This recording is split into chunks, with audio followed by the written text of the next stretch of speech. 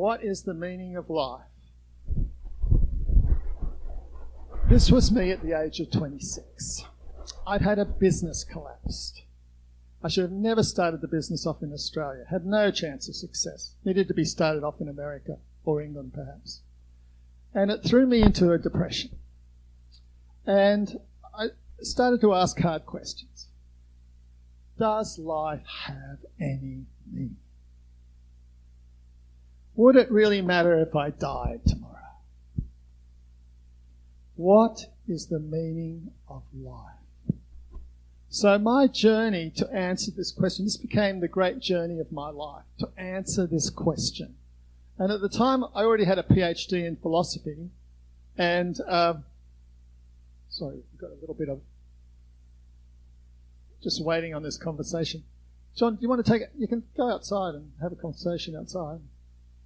You're only going to miss out on the meaning of life. Don't worry about it. So this became the great journey of my life, to understand what is the meaning of life. And now, right now, I'm on the point of releasing a series of books on the meaning of life on Amazon. The meaning of life, the most comprehensive examination of the question of the meaning of life ever. Big statement, and yet I'm sure it is actually true. The meaning of the... Oh, here we go. So this is what this short talk's going to concentrate on, this question of what is the meaning of life. Because, there's been various past answers to it. Do they hold water? We're going to just have a look at some of those. But I discovered you couldn't answer the question of the meaning of life without also looking at psychology and spirituality. It just wasn't an intellectual, philosophical question. So this is a book, The Loop, The Psychology of Normality. How do we, if life is meaningless, for instance, how do we go around functioning at all? Right? How do we create a semblance of meaningfulness in our lives? Then this. There has to be more to life than this.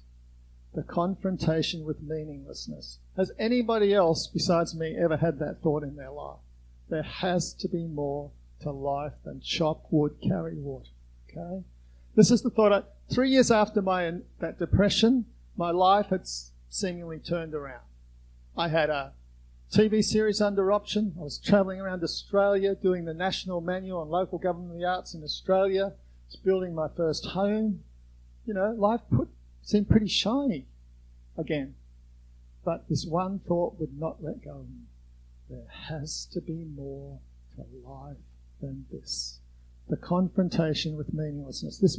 For some people, this will be one of the most important books they ever read in their lives. Because it's like, if you hit the wall, depression is like skyrocketing around the world. If you hit the wall, what opportunities can that lead to? And this is my final answer, the journey of the souls and the meaning of life. One of the meanings of life is to get the clicker to work. John, I'm not getting anything, mate. Next slide, please, John. Is it seized up or something? All right. Soldier on. So there's two other books in the set. I put the two books on Jesus. Who was here when I talked on the Jesus Code a while ago, many months ago? So, okay, back. So, God, Sex, and Tomato Sauce. That's I figure that all this meditation on the meaning of life has to lead to a few jokes and wry observations. So that's that. Then these two books on Jesus: the Jesus Code, Unlocking the Secret Meaning of His Teachings, and the Crucifixion Code, after 2,000 years, the truth about why Jesus was crucified, and the truth about why it became the most impactful event in human history, which it undoubtedly did. But today we're going to look at this general question on various ideas of the meaning of life. And now here is a very popular, very old belief about the meaning of life. Life is about preparation for the hereafter. It's about preparing you for what's next. It's about qualifying to get into heaven or Valhalla or, Elysium if the Greeks or whatever it is, right? So it's about preparation for the hereafter. Now, does that idea hold water? Why is the hereafter so much more meaningful than stuff that happens in life, right? Is it because it goes on forever? Well, if I go to some prisoner in some hellhole prison getting tortured every day and say, I am the angel of the Lord and I grant you eternal life, if I was the prisoner, I'd say, please don't do that, right? Let me die, okay? So eternal, being around forever is not going to guarantee meaningfulness. But then there's this other idea, oh, you'll be happy. You'll be happy all the time. You'll be in the presence of God, right? So happiness. But then there's moments of happiness on earth, of course. So I have this vision that millennials are going to get to heaven and they're going to be going around and the baby boomers say, isn't this great? We're basking in all this wonderful energy from God. And the millennials will be going, where's my phone? I have no internet connection. I'm in hell. You sure this isn't hell? So, this idea that life is preparation for the hereafter does not in itself provide a meaning of life. Oh, Buddhism and the meaning of life. Now, this is actually very interesting because they don't, there's various branches of Buddhism, but Buddhism basically doesn't see life as preparation for the hereafter. They see that the purpose is to escape from life, right? The wheel of samsara. Born, age, suffer, die. Born, age, suffer, die. Born, age, suffer, die.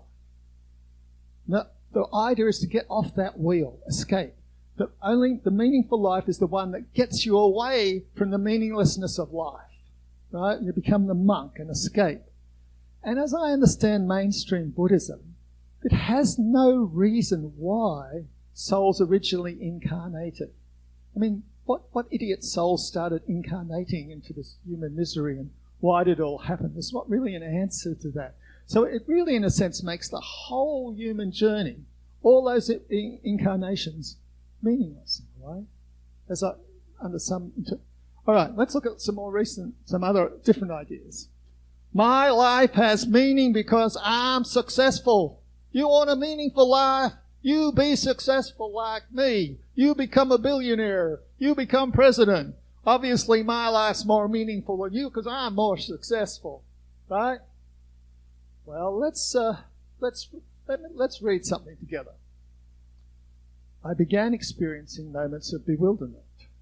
My life would come to a standstill, as if I did not know how to live or what to do, and I felt lost and fell into despair.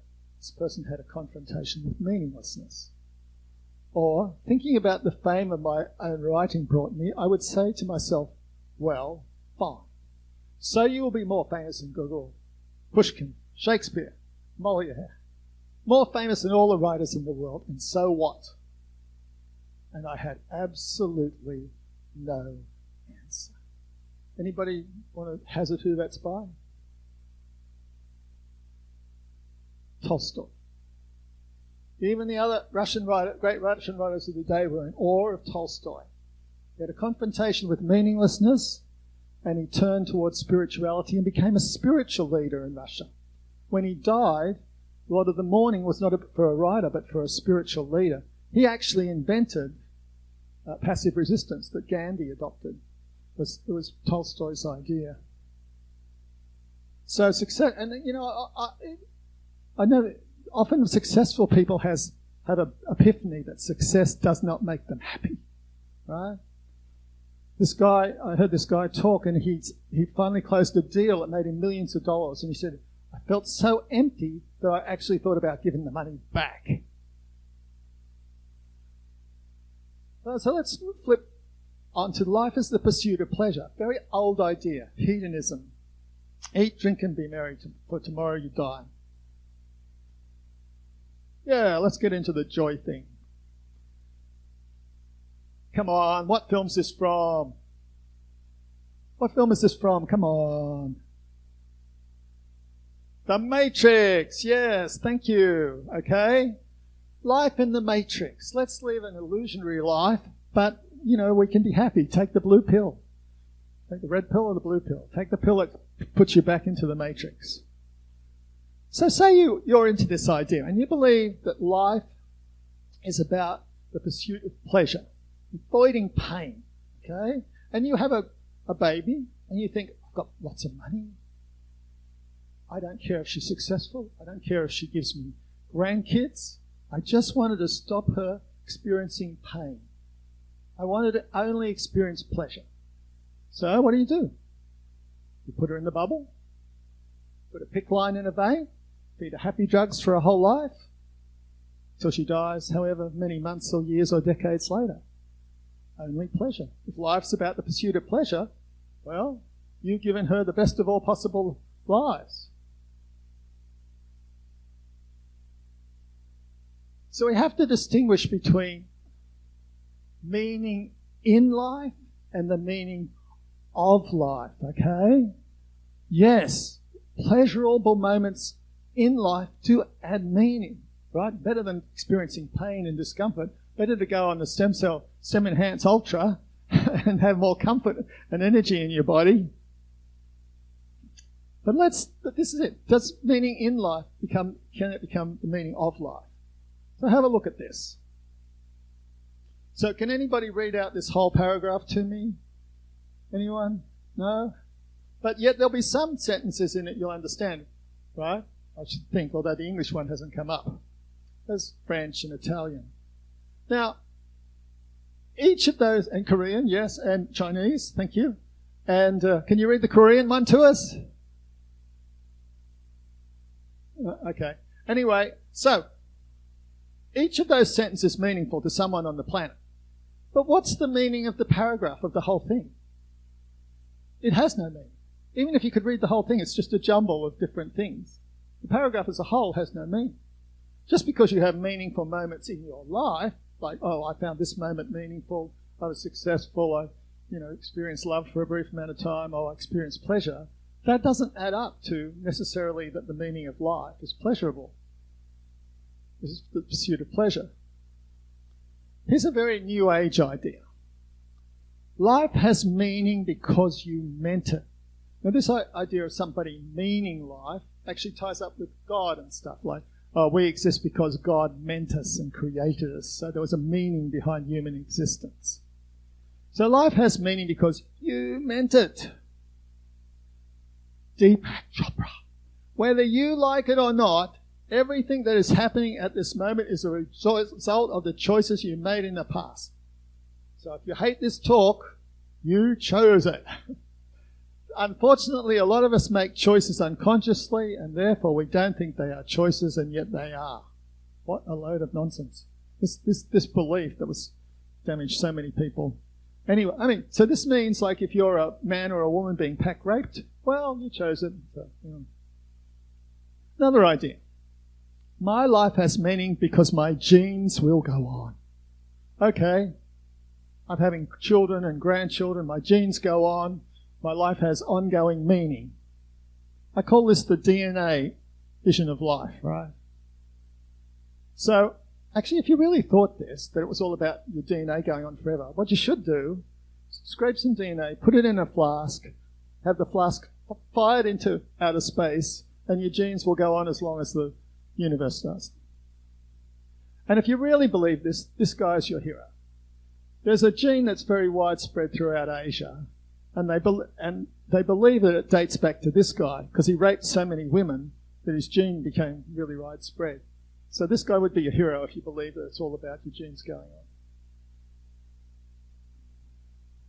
And this idea, life is meaningless. You are born without purpose. You live without meaning. When you die, you are extinguished. Ingmar Bergman, the great filmmaker. Now, this is an intellectually valid idea. Life is meaningless. Yes, there's things you find nice and things you find bad and they're sort of random or whatever. But in the end, life is meaningless. So here's the question. Is there an intellectually coherent answer to the question of the meaning of life besides ultimately it's all meaningless? And my answer is yes, there is. So this has been a brief look at some of the questions I raise in this particular book, this one of the 7 books on the Meaning of Life series. the books on psychology as well. And this is about the pursuit of meaning. The Journey of the Souls and the Meaning of Life is where I put the ultimate answer, my ultimate answer to the question of the meaning of human life. And the two books on the Jesus Code. Now, they're being released first. Mainly because, firstly, I think they're more commercial.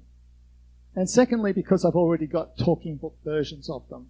And you really want to release both e-book versions, print-on-demand versions, and talking books. I prefer talking books. Now, let's just look at the Jesus Code. Why should I read the Jesus Code? Well, if you put thejesuscode.com in, it will take you to a page on my website, and there's various videos there that you can look at depending on what you're oriented. You're Christian, other religion, spiritual, not religious, agnostic, atheist, if you're part of the academic religion, you can look at one of those videos and it will tell you why, it's me talking, about why it's worth your while. There's an opportunity to join my newsletter, which will tell you when books are being released and how to get a book for the fraction of the price. So, if you go to Amazon and you type in the Jesus Code, my book will be one of the books that come up. And you can go here and you can actually buy the e-book version for a massive, wait for this, it's expensive, pre-release price of 99 US cents, right? Does anybody here think they've had 99 cents worth of value out of Ren in their time hanging around Pattaya, right? So if you don't, I'll give you the 99 cents to go and buy the book. It really super helps me if you buy the book and you leave a review. If you buy the book now, it will be released to you on the 14th of July, and you can read it and hopefully leave a review. And it goes up once it's published. So 99 baht. There is a talking book version also, but that's not on Amazon yet. So go to my website. Go to the website renalexander.com/links, or as you can see, there's actually I just created this because there's two talks. Here you can go on links. You can then find the links to the Jesus Code, to the Crucifixion Code, to follow Ren author page on Amazon, and information on STEM Enhance Ultra. So you can, all that's on there. And this has been my little look at the question of what is the meaning of life and the launching of the book song. Please feel free to ask a question.